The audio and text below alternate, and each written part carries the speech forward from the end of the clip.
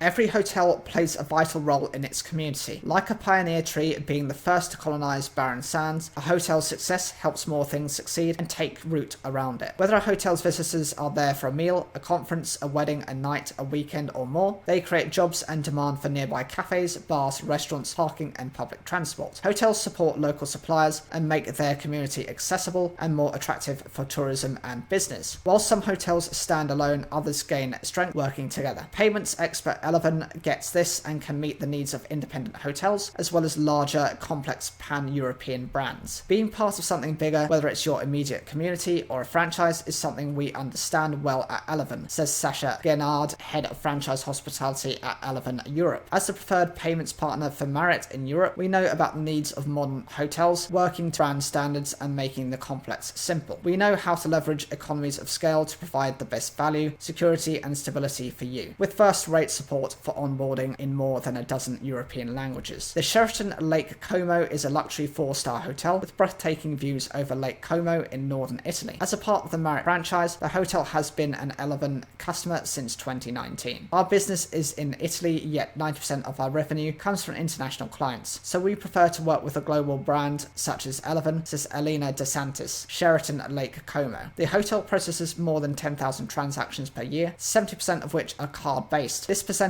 is increasing year on year with the growing convenience of digital payments and guests having the option now to pay in their home currency using dynamic currency conversions. DCC is very important to us and our relationship with Eleven, says Alina. DCC covers all the different home currencies our clients want to pay in, and Eleven covers the exchange risk. As a luxury hotel, it's another service, another option for our clients, she adds. The hotel's finance team also relies on Eleven Connect, a cloud-based reporting tool providing real-time insights from anywhere. It's this functionality that led the Sheraton to choose Eleven as its payments provider for its new hotel Pasalacoa, further along the shorelines of Lake Como. We wanted to have the same acquirer for reporting, and we have a good relationship with Eleven, says Andrea Canigia, financial controller at Sheraton. We had access to a dedicated Eleven relationship manager and could take advantage of the global economics negotiating with Marriott. We trusted that if there were any issues, Marriott and Eleven's partnership could support us. So in terms of Eleven, they have a dynamic currency conversion supporting 80 currencies. They have next day settlement availability in 17 currencies, real-time reporting across multiple sites, a seamless integration with Freedom Pay and Oracle Opera, and custom support in 13 European languages. Umbrella Training hopes to attract young people into the hospitality sector with a dome packed with video games at careers fair Skills London. The training and apprenticeship provider has booked the largest space available to promote hospitality careers at the show, the UK's largest jobs event for 14 to 24-year-olds, which will take place on the 25th and 26th of November at Excel London. The event offers organisations the opportunity to engage with future talent, with the possibility of reaching 30,000 young people across 2 days. The hospitality zone will house the inflatable dome and will offer augmented reality experiences and games such as Level Up with Hospitality, which will give attendees an insight into roles in hotels, contract catering, pubs, and restaurants. Other games include Hotel Hijinks, Caterer Chaos, Pub Panic, and Waiter Waltz. There will also be a selfie booth and competitions. Partners signed up to attend alongside Umbrella include the Goring Hotel, the Royal Air Force Club, Caterer.com, the Strand Palace Hotel, and Red Carnations Hotels. Skills London 2019 saw Umbrella joined by 10 industry partners and attracted more than 500 potential recruits to its talent bank, where young people can register their interest for roles. Adele Oxbury, founder and chief executive of Umbrella Training, said, "We're so excited to finally be back in person to showcase the wonderful world of hospitality careers at Skills London, and have hauled out all the stops to make sure hospitality stands out. This year, schools are only allowed in for 2 hours at a time, so we must stand taller and be louder. There is still time for employers to take part and reach out to young people to show them how they can level up with hospitality, and we'd encourage any employer looking for staff to get involved." Kate Nichols, chief executive of UK Hospitality, added, "We're delighted to be supporting Umbrella Training on its stand at Skills London. As an organisation representing the vast and diverse array of hospitality business, we know only too well the importance of communicating with young people at what is a crucial time in their development. Hospitality can drive national post-pandemic recovery, but only if it has access to enough staff with the right skills. Umbrella's novel approach to engaging the younger end of our workforce is invaluable in terms of ensuring that we spread the word about the fantastic job opportunities, development paths, and rewarding careers availability in hospitality." Food processor and supplier Heinz is making its first foray into the UK's virtual restaurant market with the launch of Heinz Breckie. The company has teamed up with operating partner Lean Kitchen Network to create and launch the virtual restaurant via Uber Eats in London. It's aiming to appeal to a younger audience who have adopted food delivery as a habit after lockdowns. Heinz Breckie is initially available for delivery through 2 dark kitchens in London's Clapham and Deptford, with plans to continue expansion into underutilised kitchens across the UK, including in venues such as hotels and pubs. Claire Trainer, head of food service for Northern Europe at Kraft Heinz, said the virtual restaurant model has disrupted the food service market, rapidly accelerated during COVID, and it continues to thrive. We know that UK consumers want a tasty, fulfilling breakfast, and with home working continuing across the country, this is the perfect time for us to take our iconic Heinz brand into the breakfast delivery space and reach a younger audience, while also supporting those operators with underutilised kitchens. The menu features dishes for meat eaters, vegetarians and vegans, offering breakfast buns, breakfast bowls, hashed brown dippers, bagels and sides. Options include the Hot One breakfast bun, the full vegan and loaded truffle hash brown dippers. All feature Heinz products such as Heinz tomato ketchup and Heinz beans. Lean Kitchen Network, a food activation and operation business, has helped create Heinz Breckie. Faraz Nagri, Lean Kitchen Network's founder, added, "Think about the number of pubs that serve breakfast but aren't particularly busy. Supermarket cafes where you've got a fully staffed kitchen but maybe only 3 or 4 customers in the venue, but are surrounded by areas of high density population who'll be looking to enjoy something in the comfort of their own homes. The opportunities are huge." In addition, the current strain on staff and the strain on food costs means that many businesses have been removing corporate catering from their offices. "We feel a model such as this could also be a great solution from a corporate level as a work breakfast solution. Virtual brands such as Heinz Breckie help us to even get closer to UK consumers," adds Trainer. "Eventually, we will be able to use this model to test new flavours, pilot innovation and get real-time feedback quickly, so we can be more agile in terms of delivering the best products and experiences for our consumers and customers." The Holiday Inn Manchester Central Park has been brought to market with the leasehold 147 years unexpired, available at a guide price of £4.25 million, and offers invited for the combined freehold and leasehold interests with a guide price of £7.5 million.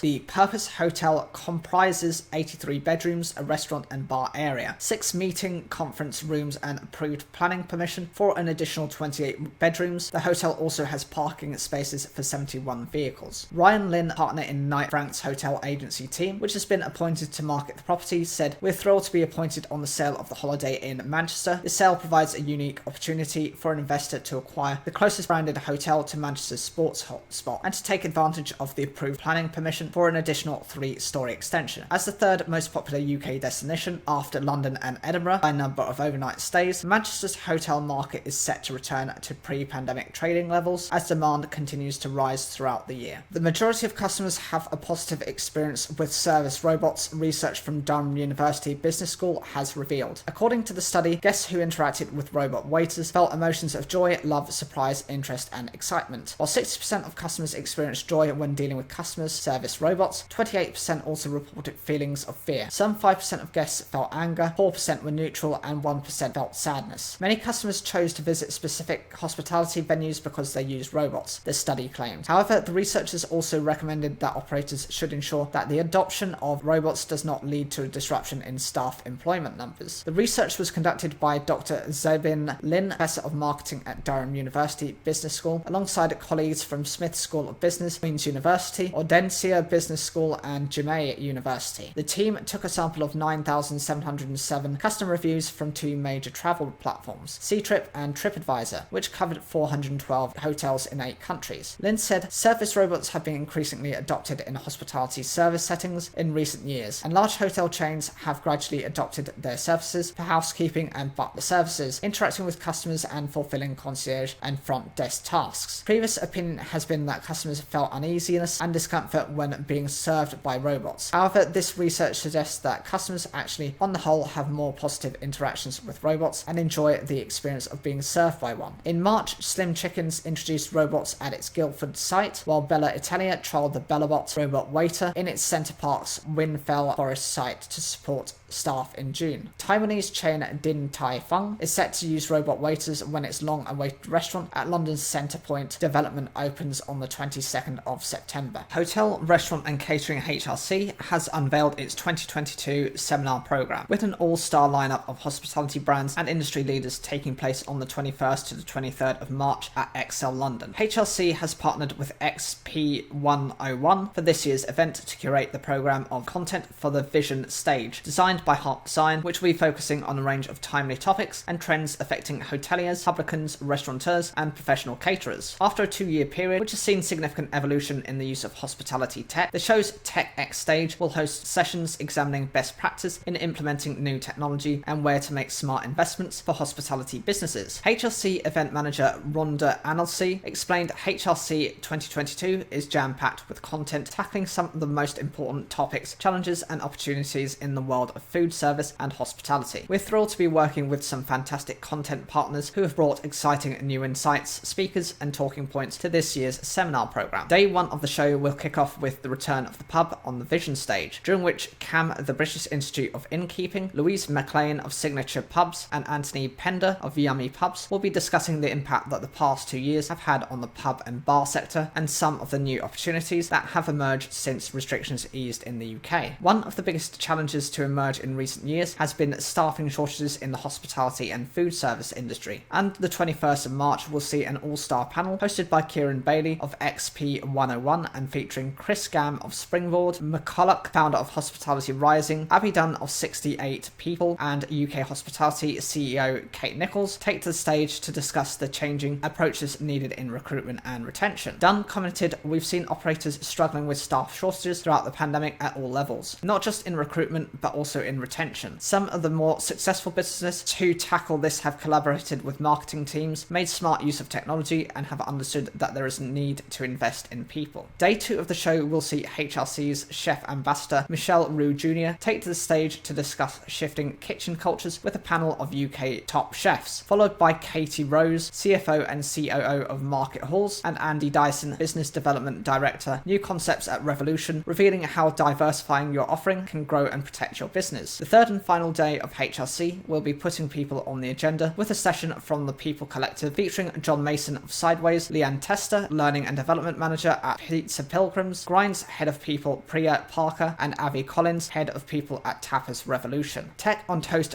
editor and XP 101 founder Chris Fletcher will then be joined on stage by Point One EPOS founder Stephen Rolfe, Dudley of Honest Burgers, and William Connors of Popeyes for a discussion around all things digital transformation and how technology has elevated the online offering of leading hospitality brands. The hospitality industry is having to replace an average of 6% of the labour force each month, according to data from Forth. Pubs are experiencing the highest turnover rates in the sector, with 8.4% of staff leaving their jobs in April and 7.1% in June. Hotels have the most stable turnover rate at 5%, but saw the number of hours worked by staff rise by 34.4% in June compared to the same period last year due to return of tourism and business trips. Staffing numbers across hospitality are at a 2-year high, with overall headcount up to 21.7% from June 2021, but the sector is still struggling with high staff turnover, with 5.7% of the entire workforce leaving in June 2022. It comes at a time when the sector is already facing record levels of staff shortages, with the Office for National Statistics, ONS, revealing that the number of hospitality job vacancies between March and May this year had increased by 83% compared to the same period in 2019. Amid recruitment issues, there has been a notable growth in the percentage of non-EU staff. Non-EU workers now make up 17.9% of the entire hospitality workforce, an 11% increase from January 2019 figures. Boutique Hotel Group has hired 5 chefs from India to fill staffing gaps, while the owner of Mandira's Kitchen Cafe in Guildford told the caterer she had issues around visa sponsorship while trying to take on non-EU workers. Sebastian Sapir, Managing Director EMEA at Forth, said, "With businesses finally able to enjoy a prolonged period of uninterrupted trading, we are seeing consumers return to venues in strong numbers. This in turn has led to continued growth in sales, staff headcounts, and the collective hours worked. However, the industry is continuing to contend with post-pandemic challenges such as supply chain disruption, cost of living crisis, rising inflation, and labour shortages." Figures from the report were drawn from a database of more than 700 companies, the pubs, the bars, and the hotels industries. Forestry England is inviting tenders for the operation of the Windlatter Cafe concession lease near Keswick in the Northern Lake District. This is a 10-year business opportunity, which includes a mutual break clause operable at any time after the end of year 5, subject to 12 months prior notice. The opportunity includes the lease of the Windlatter Cafe, which has 100 covers, and an extensive area of adjoining outdoor terrace seating, also 100 covers. To register to interest for the bidder information pack, you have to meet a certain link, or you can email adrian.jones@forestryengland.uk. The closing date for for the tenders is the 26th of July 2022. The hospitality industry has been hit hard by the challenges of the past 2 years. Without loyal customers, it would have been a lot harder. So let's use technology to continue to nurture these valuable relationships. With Adobe Express, you can produce engaging content for social media quickly and easily. Consistently high standards of customer service and word-of-mouth recommendations are crucial for success in the hospitality business. However, the role of social media in generating interest and increasing visitor numbers shouldn't be overlooked or understated.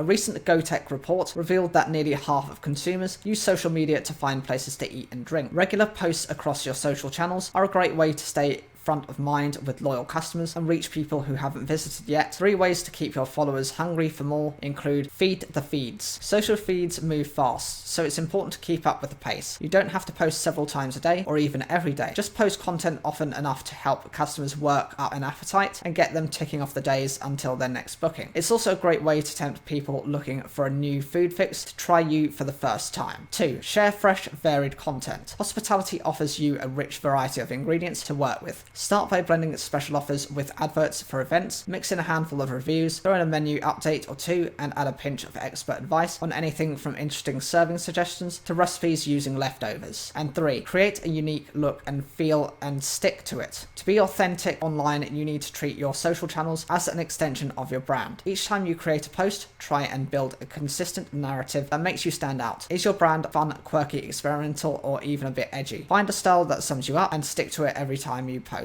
You don't have to feel daunted by the idea of creating social content. If you're not a designer, it's not a problem. With Adobe Express, you can produce high quality content without breaking a sweat. The simple drag and drop functionality and AI-powered Adobe tools make it easy to create social posts anywhere, even from your phone. Choose from thousands of professional templates to help you create all kinds of promo content, including many designed specifically for food and drinks businesses. New designs are being added regularly so you can keep generating fresh content to make sure you stand out. The Caterers People Summit Manchester will be a day for discovering new skills to attract, retain and engage new talent and existing team members. This new and exciting edition of the People Summit has been launched to keep pace with the creative and thriving climate in cities across the north and will take place on the 17th of October at the Lowry Hotel in Manchester. The People Summit Manchester is an in-person event with presentations and tips from experts in the industry who have adapted the way they support and engage with their staff. Our speakers will share what new skills are essential in an increasingly people-scarce era and describe how managers and businesses can acquire the skills required to fill these gaps. The summit will also address how to manage new openings and turn strategies into reality, how restaurant reviews can enhance staff retention, where to find alternative staffing sources, and the latest in training and development. The People Summit Manchester will feature operators and specialists who are flourishing in the north, including Johnny Hayes, founder of Common & Co. Common, The Beagle, Port Street Beer House, Nell's Pizza and Indie Man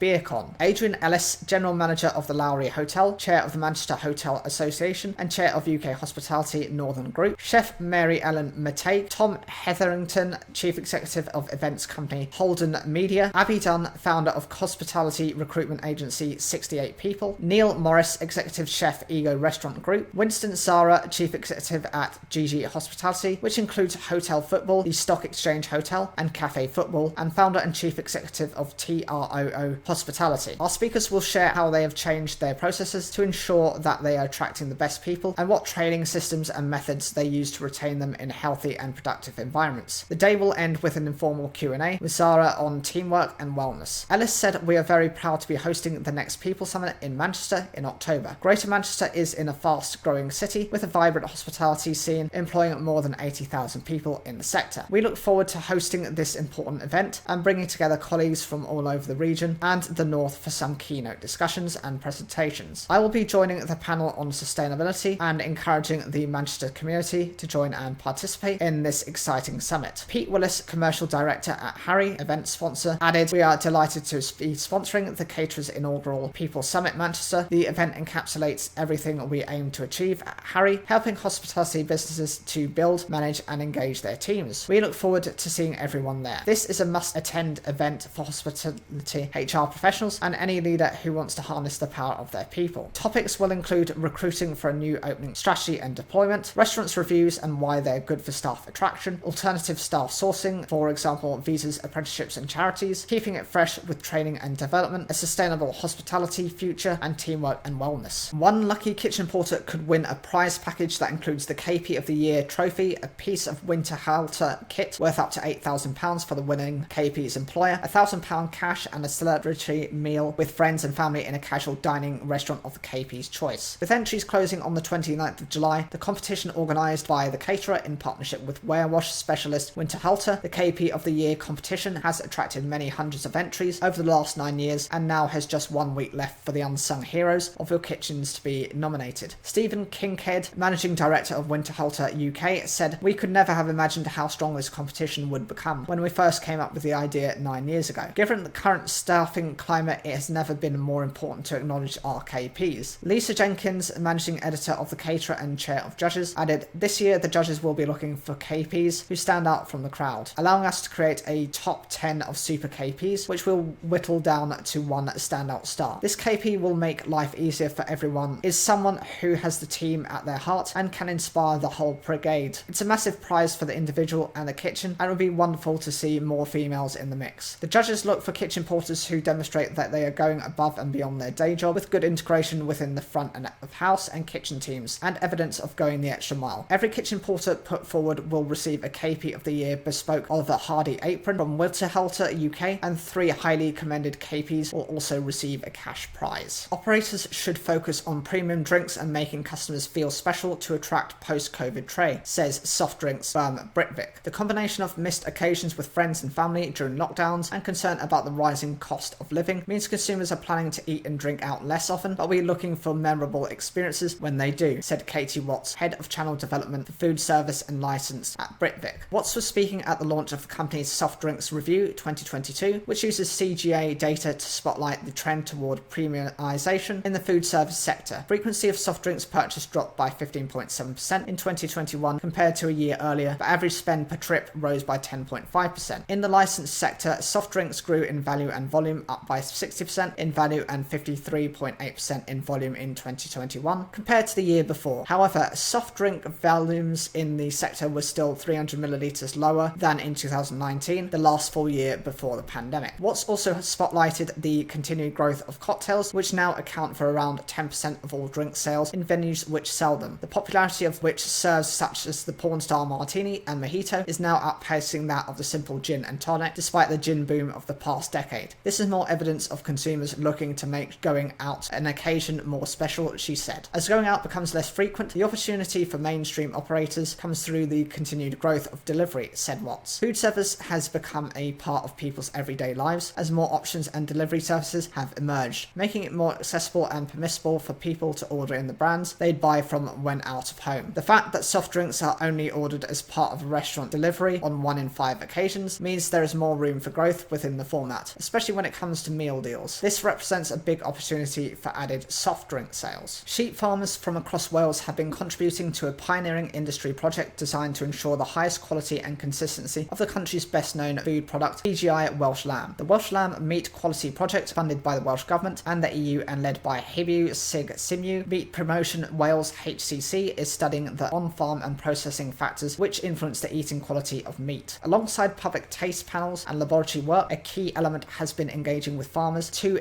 exchange ideas and best practice. A number of farmers from all corners of Wales have been recruited to supply lambs for the project and record their on-farm practices, help inform the results. Rob Lewis keeps a flock of 1,100 sheep and 60 suckler cattle at Glenellan Rhyder near the renowned Ellen Valley Lakes, and has been a keen participant in the research programme, taking part in studies of the impact of seasonality and lamb gender on consumers' views of the quality of meat. He recently hosted Welsh Rural Affairs Ministry Leslie Griffiths on his farm to discuss progress on the project. Welsh farming has to innovate to survive in an increasingly competitive global marketplace, said Rob. I look forward to receive feedback on what impacts the nutritional composition and eating quality of the meat. This will help make future business decisions and improve the efficiency of finishing lambs on a sustainable grass-based system. Rob is now finding out firsthand how consumers react to the product. Since May 2020, he has taken over the 16th Century Triangle Inn nearby Coimbatore alongside his farming business, ensuring that both Welsh lamb and Welsh beef are featured prominently on the menu. The fourth and final phase of the research will study how different carcass hanging methods in processing influence the quality of the meat. The project will also investigate product packaging, including vacuum and modified atmospheric packs, and will again draw on farmers' expertise to study the influence of traits passed down to the animals from their parental lineage. Gareth and Ina Morgan, who farm 320 acres at Carmarthenshire, will be supplying 24 lambs to the project and will be using DNA technology to verify the parentage of the lambs in the study. I'm keen to find out the influence of the sire on the lambs, with a view to seeing which rams are performing in producing lambs which suit the modern consumer's demands in terms of the quality of meat, said Gareth. HCC's Welsh Lamb Meat Quality Project is one of 3 5-year projects in the Red Meat Development Programme, which is funded by the Welsh Government Rural Communities. Rural Development Programme 2014 to 2020, which is funded by the European Agricultural Fund for Rural Development and the Welsh Government. Adrian Ellis, General Manager of the Lowry Hotel, wins Education and Training Award sponsored by Caterer.com. Recruitment of the next generation of skilled candidates as the key to securing future talent for the hospitality industry is a mantra that Adrian Ellis lives by, and as General Manager of Manchester's 5AA star Lowry Hotel and Chair of the Manchester Hoteliers Association, he is passionate about encouraging the rising stars of tomorrow. Ellis believes in taking action to convince people to join the hospitality sector rather than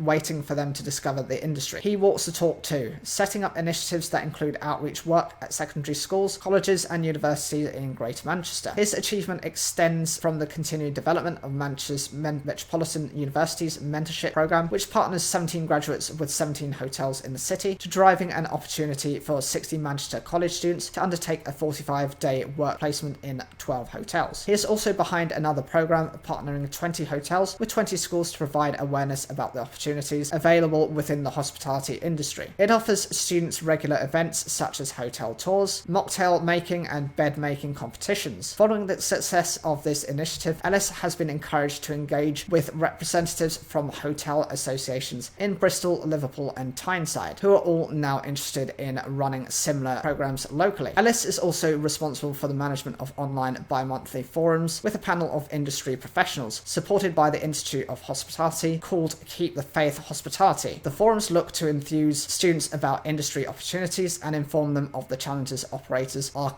going through. Julia Sibley, the Chief Executive of the Savoy Educational Trust, and a Katie Judge summarised Ellis's success in the area of education and training. Adrian continually goes above and beyond to make sure he is engaging with the future talent of the industry. The schools programme that he is spearheading with the Manchester Hoteliers Association is a great initiative that can and should be replicated around the country. Imagine if every hotel general manager was involved with their local school to demonstrate the tremendous career opportunities the industry has to offer. How powerful would that be? So what have the judges said? A significant and consistent issue for our industry has been the link between education and industry operatives, and this has never been more crucial than it is today. Adrian's initiatives and contribution have been successful in spanning this gap and provide a brilliant framework for other regions to follow, says Andrew Bower. And John Cousins says, under the umbrella of the Hoteliers Charter, Adrian set up the linking of hotels with schools to promote hospitality as a first choice career, and secured Savoy Educational Trust sponsorship for training in how to present to a large group of school students about career opportunities within hotels. In terms of the shortlist, you had the Wendy Elliott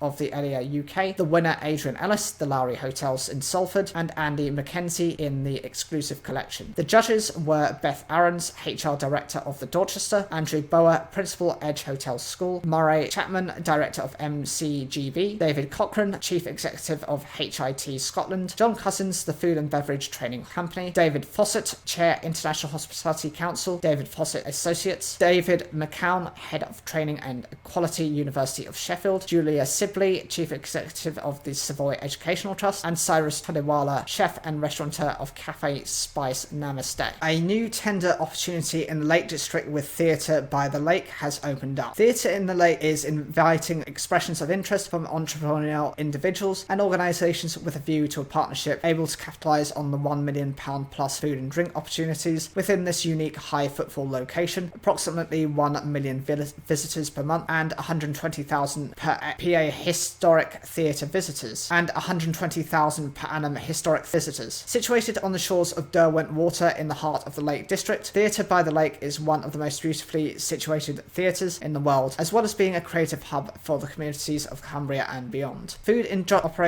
drink operations include Lakeside Cafe, opened in 2016, a standalone cafe adjacent to Derwent Water, and the busy visitor footfall with circa 80 to 100 internal covers, as well as external landscape takeaway terrace kiosk, theatre cafe and bars. Consideration will be given to proposals expressing interest in all food and drink services, as well as alternative management arrangements. To express interest and for a copy of the brief, contact Paul Smith, Director of Montfort Consultants, so that's Paul, Paul, at Montfort, Montfort, consultants.com. Expressions of interest have to be received by Tuesday the 31st of May. Cheval Collection is to open a serviced apartment block in Glasgow in 2024 under the Cheval Maison brand. The upcoming 70-unit development will be the group's 5th property in Scotland and include a series of studios and 1 and 2 bed apartments, as well as a restaurant, bar, gymnasium and rooftop terrace. It comes after a management agreement was signed between Cheval Collection and 141 WRS Limited, the site's owner. Simon Mullen, Managing Director at 141 WRS Limited, said Cheval Collection's decades of experience in serviced apartments made it the obvious choice for this development, which we hope will reinvigorate and further strengthen this corner of the city centre. John Phillipson, Chief Operating Officer for Cheval Collection, said our continued growth of the portfolio reinforces our ambition to take on new management contracts both in the domestic and overseas markets. The past 2 years have underscored the appetite for flexible accommodation where guests can live their lives, whether travelling for business or leisure, on a short or long stay basis. Daniel Johansson, Director of Development and Acquisitions at Cheval Collection, added demand continues to build for serviced apartments with experienced operators. We're taking to a number of investors and developers as we continue our expansion across dynamic cities around the world. Recent Cheval Maison signings include Lexham Gardens by Cheval Maison in London and Cheval Maison Frankfurt with 181 apartments, which is due to open in 2023. In March, Cheval Collection announced it will launch its first property under the My Locanda brand in Glasgow in 2024. Nearly half, 48% of consumers use social media to find places to eat and drink, a GoTech report has revealed. The survey was conducted among 5,000 British consumers in February 2022 by hospitality tech company Zonal and industry data and insight firm CGA. GoTech's report, in collaboration with booking channel aggregator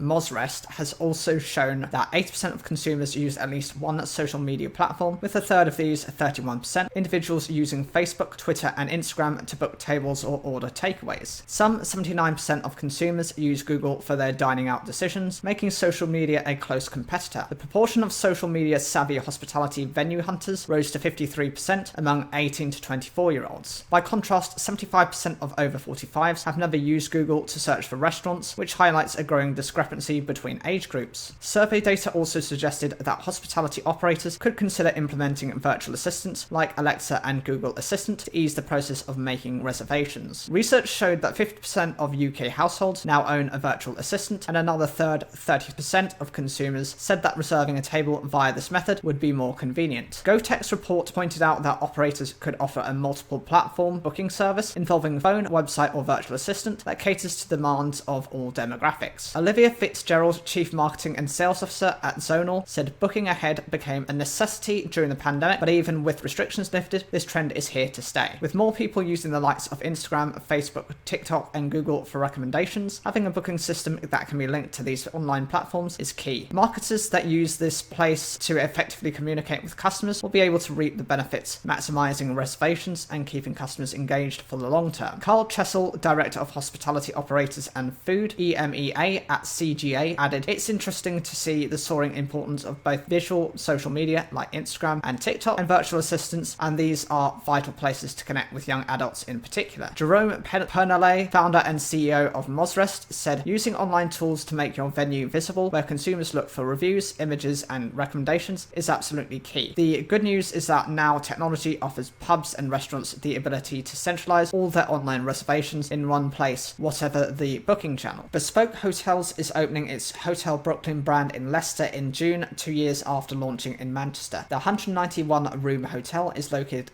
adjacent to the Welford Road Stadium, home of the Leicester Tigers rugby team. Room rates start from £90 for a club room on a bed and breakfast basis. As in the Manchester property, its design has been inspired by the New York borough, with which the hotel shares its name, with Squid Ink overseeing interiors and features from accessible design firm Motion Spot. Public areas will be larger than in the Manchester hotel and include the Lair, an open plan bar, and 120 cover restaurant and working spaces. The grandstand area will allow guests to watch films or live sport surrounded by comfy sofas and patterned armchairs. There are also several skyline suites, rooms with hot tub terraces, executive suites with freestanding baths, and dog-friendly rooms. Bedrooms are inspired by Brooklyn's loft spaces and all include a feature wall inspired by graphic artist MC Escher, while beds are upholstered in burgundy leather. 10 of the rooms will be fully accessible for those with disabilities, with adjoining rooms for carers and bathrooms with grab rails and shower seats. There will also be back-of-house accessible changing and shower facilities to support staff. The opening of Hotel Brooklyn, Leicester is probably more exciting than opening our first hotel in Manchester, said Paul Bayliss, MBE, Regional General Manager of the Hotel Brooklyn brand at Bespoke Hotels. The hotel has all of what the Brooklyn brand stands for, plus a magnificent array of public spaces. I'm certain Leicester will be very pleased indeed. The Manchester Hotel Brooklyn won the Accessibility Award at the 2021 Katie's and reported strong demand for its accessible bedrooms. Alistair Little, a chef once dubbed the godfather of modern British cooking, has died. It is believed he was 72 years old. The hospitality industry has been paying tribute to the restaurateur and author who is considered one of the most influential figures in British food. Little's simple seasonal cooking with European influences pioneered a new style of restaurant in the 1980s and has left a legacy that continues to inspire restaurateurs today. Quo Vadis restaurateur Jeremy Lee, a contemporary of Little's, told the caterer, "Alistair was such a brilliant shining light for all that's good about the restaurant business, gentle, encouraging, with exquisite taste and a palate quite peerless. I like to think there is not a corner of these aisles untouched and informed in some way by his approach to life and cooking. With great style, a gentle manner, impeccable taste, his cooking was masterful, so seemingly simple, with incredible depth of flavour, and so delicious with the loveliest produce, and an infectious smile and great laugh. And his repute goes far beyond these shores." Little, the son of a naval officer, travelled widely across Europe as a child, which ignited his passion for food. He studied archaeology at Cambridge University before learning his trade in London restaurants, including L'Escargot in Soho and 192 in Notting Hill. In 1985, Little opened his eponymous restaurant in London's Soho. It was ahead of its time. Floorboards were bare, tablecloths were removed, and customers could see straight into the restaurant kitchen. According to an interview the chef gave to The Independent in 2003, the menu